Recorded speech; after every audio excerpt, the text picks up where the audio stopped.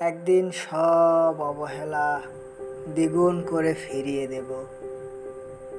সব দাঁড়িয়ে থাকা, চেয়ার থাকতেও বসতে না বলা ফিরিয়ে দেব। ওই দিন আমিও খুব ভ্রু কুঁচকে তাকাবো,